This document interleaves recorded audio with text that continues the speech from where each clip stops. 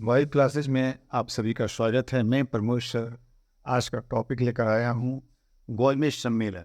पिछले क्लास में हम लोग पढ़े हैं सरने विज्ञान आंदोलन के बारे में, जो कि दांडी मार्च से शुरू होता है और नवा दांडी मार्च यानी नवा कानून भंग करके सरने विज्ञान आंदोलन की शुरुआत होती है।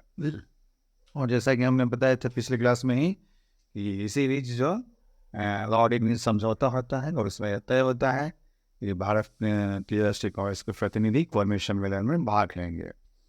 तो गोलमेज सम्मेलन 3 गोलमेज सम्मेलन पहला हुआ 1930 ईस्वी में, दूसरा 1931 ईस्वी में और तीसरा 1932 ईस्वी में। फर्स्ट गोलमेज सम्मेलन जो हुआ था उसमें भारतीय राष्ट्रीय कांग्रेस के किसी प्रतिनिधि ने भाग नहीं लिया। भारतीय तो उसमें शामिल हुए थे, जैसे भीमराव अम्बेडकर वगैरह, तेज बहादुर शप्रू, अली जिंदा वगैरह, ठीक है। लेकिन भारतीय राष्ट्रीय कांग्रेस वो व्यक्तिगत रूप से शामिल हुए थे, ना कि भारतीय राष्ट्रीय कांग्रेस के सदस्य के रूप में या भारतीय राष्ट्रीय कांग्रेस के प्रतिनिधि के रूप में वहाँ शामिल हुए। और बहुत सारे लोग शामिल हुए, इस कारण सबों में एक मत नहीं हो सका। प्रथम गोलमेज सम्मेलन का जो ये था विचार था, उसको सभी जितने भी भारत के लोग गए थे वो सभी में एक मत नहीं होने के कारण यह सम्मेलन असफल रहा। और द्वितीय गोलमेज सम्मेलन से पहले ही मार्च 1931 ईस्वी में जो गांधी इरविन समझौता हुआ था उसमें यह तय किया गया था कि द्वितीय गोलमेज सम्मेलन में भारतीय राष्ट्रीय कांग्रेस के प्रतिनिधि शामिल होंगे। तो द्वितीय गोलमेज सम्मेलन जो होता है उसमें भारतीय राष्ट्रीय कांग्रेस के प्रतिनिधि कौन शामिल होते हैं? महात्मा गांधी एकमात्र प्रतिनिधि भारतीय राष्ट्रीय कांग्रेस से जो द्वितीय गोलमेज सम्मेलन में शामिल होते हैं। और एनी बेसेंट और मदन मोहन मालवीय वहाँ व्यक्तिगत रूप से, कहाँ पे सम्मेलन होता है? लंदन में। तो लंदन में एनी बेसेंट और मदन मोहन मालवीय व्यक्तिगत रूप से उसमें शामिल होते हैं। व्यक्तिगत रूप से वो किसी काम के सिलसिले में गए होते हैं और लंदन के गोलमेज सम्मेलन में शामिल होते हैं। तो वो इस तरह हमने जो प्रथम गोलमेज सम्मेलन से संबंधित जो महत्वपूर्ण बातें हैं, जो महत्वपूर्ण लाइन है, वो सबको नोट कर दिया है। इससे उस समय तत्कालीन वाइसराय कौन था? लॉर्ड इरविन था। लॉर्ड इरविन के प्रयासों से 12 नवंबर 1930 ईस्वी को 1930 ईस्वी को कहाँ पे? लंदन में क्या होता है? प्रथम गोलमेज सम्मेलन। तत्कालीन वाइसराय लॉर्ड इरविन के प्रयासों से 12 नवंबर 1930 ईस्वी को लंदन में प्रथम गोलमेज सम्मेलन का उद्घाटन कौन करते हैं? तत्कालीन उस समय के जो ब्रिटिश सम्राट थे। और ब्रिटिश सम्राट कौन थे? सो ब्रिटिश सम्राट जॉर्ज पंचम उस समय 1931 ब्रिटिश सम्राट थे। वो तत्कालीन ब्रिटिश सम्राट जॉर्ज पंचम ने उद्घाटन, ठीक है। तथा सम्मेलन की अध्यक्षता किसने की? प्रधानमंत्री। किसने? प्रधानमंत्री कौन था? Ramsay MacDonald. प्रधानमंत्री रैमजे मैकडोनाल्ड ने सम्मेलन की अध्यक्षता की। इस सम्मेलन में भारतीय नरेश हरिजन, सिख, मुसलमान, जमींदार और डॉक्टर भीमराव अम्बेडकर, तेज बहादुर शप्रू, मोहम्मद अली जिन्ना एवं मोहम्मद अली शामिल हुए। प्रथम गोलमेज सम्मेलन में इतने सारे लोग शामिल हुए थे, लेकिन कोई भारतीय राष्ट्रीय कांग्रेस का प्रतिनिधि बनकर वहां नहीं गया था, ठीक है। कांग्रेस इस सम्मेलन में भाग नहीं लिया। सम्मेलन में विभिन्न मुद्दों पर वार्ता हुई, विभिन्न मुद्दों पर क्या हुई? वार्ता। लेकिन भारतीय नेताओं में एक मत क्या नहीं होने के कारण कि एक मत, इतने सारे लोग थे, सभी की एक मत नहीं हुए, सबों का विचार एक नहीं हुआ। इससे कारण क्या होता है? यह वार्ता विफल हो जाती है। और इस तरह प्रथम गोलमेज सम्मेलन जो लंदन में होता है 1930 ईस्वी में हुआ, असफल हो जाता है। इसके बाद द्वितीय गोलमेज सम्मेलन प्रारंभ होता है। द्वितीय गोलमेज सम्मेलन कब होता है? 7 सितंबर 1931 ईस्वी को द्वितीय गोलमेज सम्मेलन 7 सितंबर 1931 ईस्वी को शुरू हुआ। और महात्मा गांधी, कौन? महात्मा गांधी 12 सितंबर को इंग्लैंड पहुंचे। कब पहुंचे? 12 सितंबर को इंग्लैंड पहुंचे। ठीक है, क्यों? क्योंकि 5 मार्च 1931 ईस्वी को गांधी ने समझौता में यह तय किया गया था कि भारतीय राष्ट्रीय कांग्रेस के प्रतिनिधि गोलमेज सम्मेलन में भाग। ठीक है, तो उसी वार्ता के तहत ये महात्मा गांधी जो है वो सम्मेलन में भाग लेने के लिए 12 सितंबर को इंग्लैंड, और कांग्रेस की तरफ से भाग लेने वाले वो क्या होते हैं? एकमात्र प्रतिनिधि Annie Besant, Shrimati Annie Besant और मदन मोहन मालवीय व्यक्तिगत रूप से इंग्लैंड गए थे। वो व्यक्तिगत रूप से किसी काम से इंग्लैंड गए थे।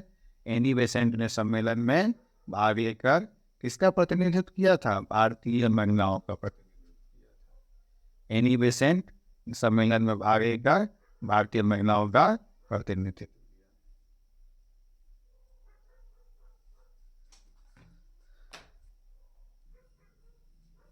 द्वितीय गोलमेज सम्मेलन विभिन्न मुद्दों पर विचार विमर्श हुआ, जिनमें हरिजनों के लिए पृथक निर्वाचन, हरिजनों के लिए कैटेगरी वाइज अलग अलग निर्वाचन व्यवस्था की मांग की। हरिजनों के लिए पृथक निर्वाचन की मांग, भारतीय संघ की रूपरेखा, भारतीय संघ के रूपरेखा, भारत में एक संघीय न्यायालय की स्थापना, भारत में एक संघीय न्यायालय की स्थापना एवं केंद्र में द्वैध शासन, केंद्र में द्वैध शासन शामिल है। जो कि क्या था? पहले 1919 ईस्वी के भारत शासन अधिनियम के तहत प्रांतों में द्वैध शासन की व्यवस्था थी, और अब क्या कहा जा रहा है? अब ये सिफारिश किया जा रहा है कि इसके केंद्र में द्वैध शासन का हो। ऐसा द्वितीय गोलमेज सम्मेलन में विचार विमर्श हुआ।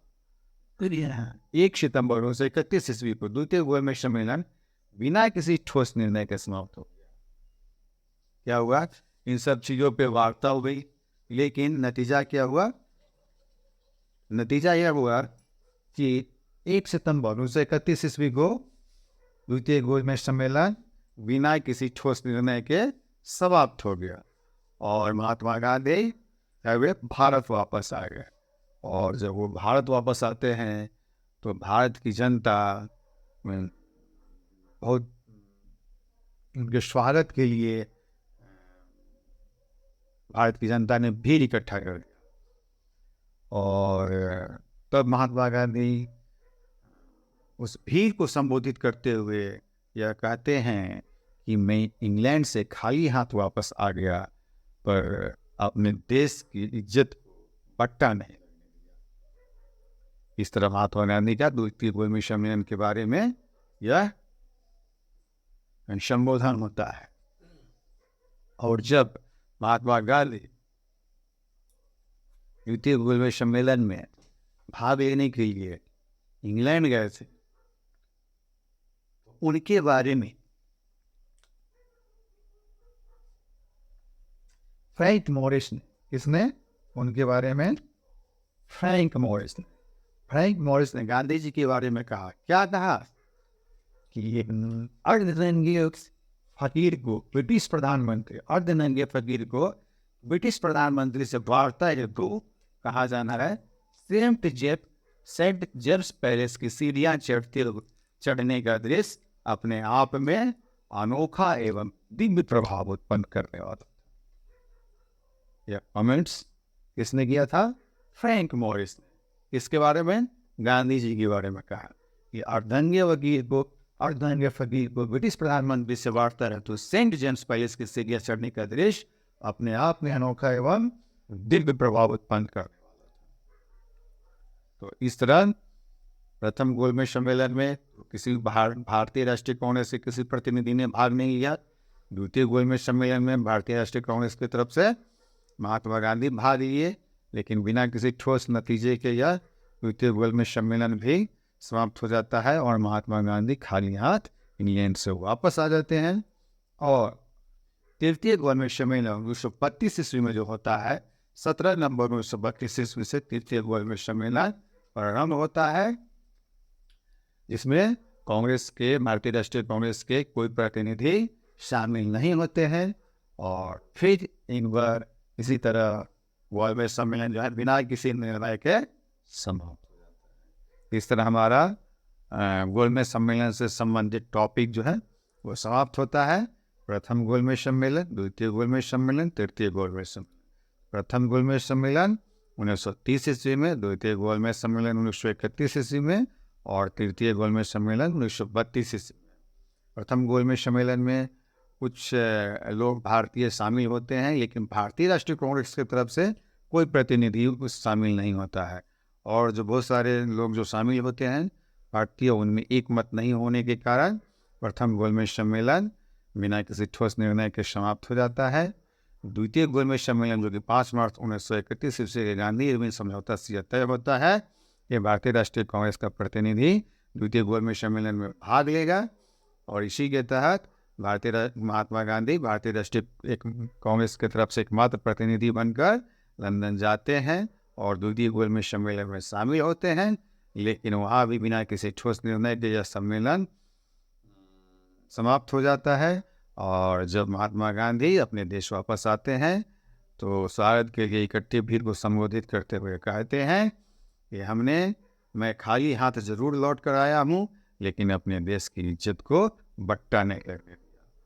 और जब महात्मा गांधी वहाँ इंग्लैंड गए थे तो वार्ता की, उस समय उन पर कटाक्ष करते हुए फ्रैंक मॉरिस ने यह टिप्पणी की कि एक अर्धनंगे वकील फकीर को सेंट जेम्स पैलेस, जो कि ये प्रधानमंत्री का जो ये महल कह सकते हैं, आवास कह सकते हैं, उसकी सीढ़ियाँ चढ़ते हुए देखना अपने आप में एक अनोखा दृश्य प्रस्तुत करता है।